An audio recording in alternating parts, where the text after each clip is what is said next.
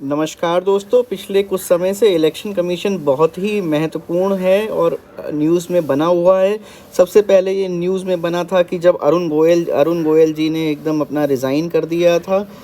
और दूसरी सबसे बड़ी इम्पॉर्टेंट न्यूज़ जो हाल में बनी है तो वो ये है कि 2 नए लोगों को इलेक्शन कमिश्नर प्रधानमंत्री द्वारा हेडेड कमेटी से चूज़ करके बना दिया गया है।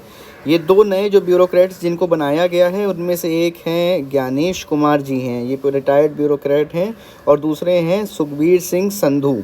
अब इसमें देखने वाली चीज़ ये है कि क्या ये यूपी पीसीएस के लिए किस तरह इम्पोर्टेंट हो सकता है ये सवाल। अब देखिए, यूपी पीसीएस आपसे इसमें ये थोड़ी पूछने जाएगा कि मतलब कि भाई कौन नए बने हैं, आप उनका नाम बताइए, और कौन पहले था उनका नाम बताइए। अब देखिए, यूपी पीसीएस में किस तरह का सवाल बनेगा। सबसे पहले यूपी पीसीएस आपसे पूछ सकता है कि कौन इलेक्शन कमिश्नर को अपॉइंट करता है।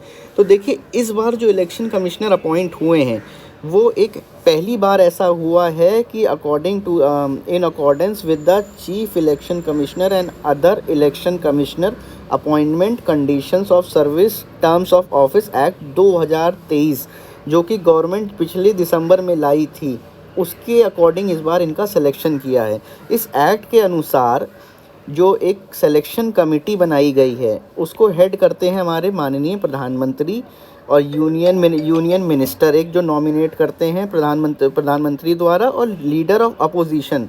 तो ये होती है जो इनको मिलके सेलेक्ट करती है आपका जो भी इसमें इलेक्शन कमिश्नर आपका इसमें चयनित किया जाएगा। पहला तो आपका देखिए एक ये सवाल हो सकता है, और दूसरा ये है कि भाई कौन से आर्टिकल में इनके बारे में प्रोविज़न दिया गया है। तो कॉन्स्टिट्यूशन का आर्टिकल 324 आपसे पूछा जा सकता है कि भाई कौन से आर्टिकल में दिया गया है।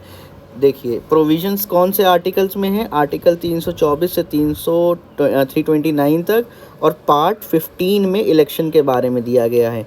आपसे पीसीएस वाला एग्ज़ाम सीधा बस यही पूछ सकता है कि बताइए कौन से पार्ट में कॉन्स्टिट्यूशन के इलेक्शन कमिश्नर के बारे में दिया गया है।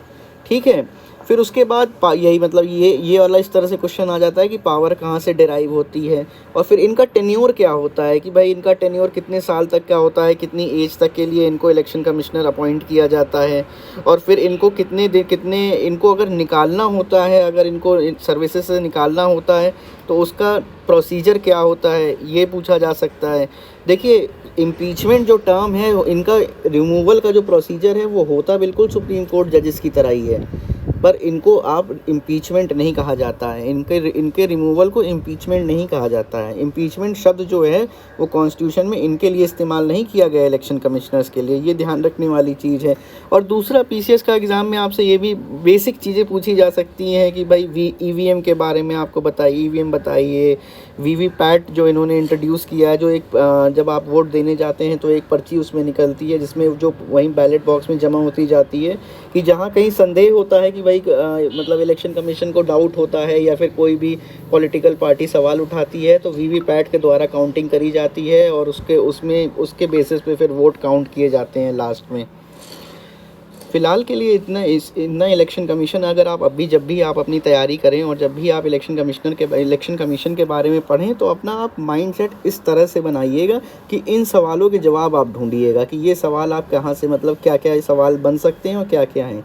देखिए, करंट अफेयर पढ़ने का तरीका एक सबसे इम्पॉर्टेंट यही होता है। लोग कहते हैं कि न्यूज़पेपर पढ़ो, कुछ लोग न्यूज़पेपर समझ नहीं पाते हैं।